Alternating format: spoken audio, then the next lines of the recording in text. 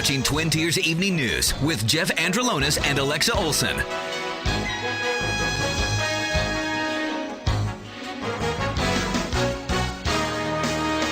Now, from the Twin Tiers' biggest broadcast news operation, WVTT proudly presents Twin Tiers Evening News.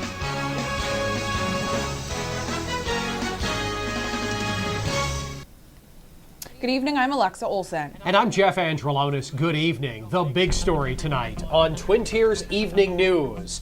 Flames in Portville and multiple fire companies called out to that fire this morning. Let's go live to the WVTT Digital Newsroom where WVTT's Valerie Tysander is standing by after she was on scene earlier today. Valerie, what did you find out? Jeff, on days like today, the most people want to do is to stay inside and keep warm. But for one Portville family, that wasn't possible because their house went up in flames. It took nearly 50 firefighters. We've been here for 2 hours. And 6 fire departments to bring a wall-involved structure fire in Portville under control. When it began, a family of 4 was inside, but managed to escape the blaze by the time Portville Fire Department had arrived. Right now, the family is just, they've declined help from the American Red Cross. They have a big family, and they're going to take care of each other.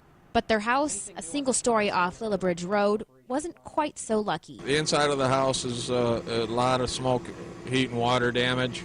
It may very well be totaled, but I'd hate to put a dollar figure on it.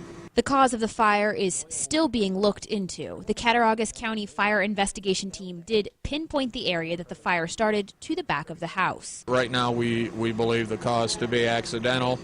We're just trying to pinpoint. We found the area. We're trying to pinpoint the cause. While the month of January isn't typically known as fire season, it's important to be alert and make sure that you aren't neglecting any sort of open flame. A lot of times you think that you have more fires when it's cold like this because people were burning their wood stoves and such a lot hotter. But I can't really say that matters much. There's so many different causes and so many different things that can happen. And I did call Portville Fire Department to see if there was an update on the cause of that fire, but was not able to get a hold of anyone. In the WVTT Digital Newsroom, I'm Valerie Tysander. Back to you in the studio. Thanks, Valerie, for heading out to that fire scene on a cold and blustery January morning. New information tonight about a fire earlier today in Bradford. Flames broke out at MSL Oil and Gas Corporation in Bradford early this morning. According to dispatch, that fire is now out. Stay tuned to Twin Tiers Evening News for more information as it becomes available. Alexa. Well, Jeff, WVTT is learning of the cause of that fire we reported on yesterday. The fire at the multi-unit apartment house on Buffalo Street in Olean was sparked by faulty wiring in the attic of the unit. And officials say the upper unit is no longer fit to live in. The fire sparked up again yesterday afternoon due to high winds. It was contained without incident. Olean Fire Chief Robert Bell says that the high winds and cold temperatures can increase the difficulty of fighting the fire. New York Governor Andrew Cuomo is proposing a $137 billion state budget focusing on schools and jobs. The governor's proposal includes increasing school aid by 4.4%, funding for longer school days and for work programs in struggling upstate communities. It did not mention drilling for natural gas via hydrofracking. The announcement marked the start of a 3-month negotiating window with state lawmakers to finalize the state's budget for next year by March 31st. An Olean woman has been charged with retail theft again after she allegedly conspired with 2 other women to steal merchandise from Fosterbrook Walmart. According to court records, 42-year-old Jamie Mitchell attempted to take $2,274 worth of items from the supercenter back on December 19th. Mitchell is now accused of stealing $3,000 worth of merchandise from that same Walmart the very next day. She is free on $15,000 bail. A Wellsville woman is facing charges following a series of burglaries in Wellsville, Willing, Alfred, and Almond.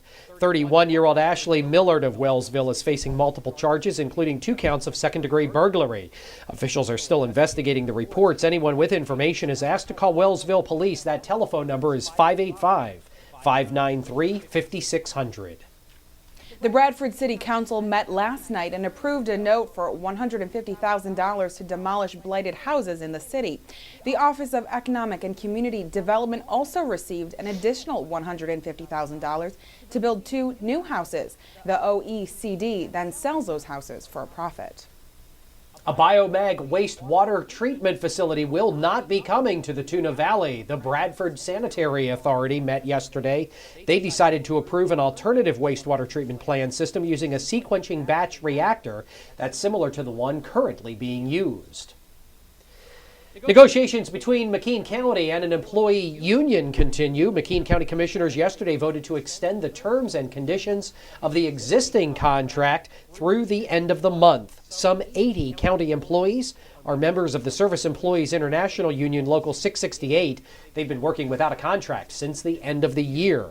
In other action, commissioners approved a contract with an office supply firm for 72 cents per copy for a copier for the Recorder of Deeds office. The McKean County SPCA has reported an outbreak of canine parvovirus in Bradford.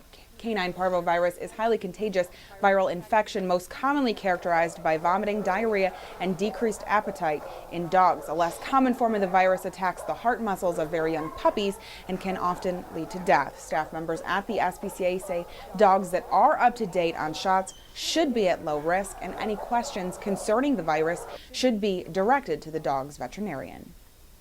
The Ellicottville Central School District has approved a budget for next year. It's a $9.8 million capital project approved at last night's meeting.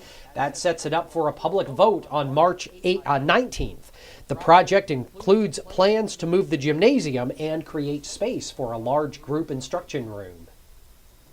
A married man and father of 3 from Wellsville, New York, is set to be ordained as a Catholic priest on Saturday. 64-year-old Deacon John Cornelius grew up in the area. He's actually from Bolivar, New York. He and his wife were converted to Catholicism 2 years ago. The Bill Flanagan Ice Rink in Salamanca could open this winter if City and Seneca Nation officials can reach an agreement that would allow the Senecas to operate the rink. The City Council is expected to pass such a resolution during its council meeting tonight. An agreement was reached last year, but mild weather prevented that rink from opening. Coming up on Twin Tiers Evening News, our first look at weather. Also, our global news update is straight ahead. And also, how did stocks do? WVTT's Wall Street wrap-up when Twin Tiers Evening News continues on News Channel 25 WVTT.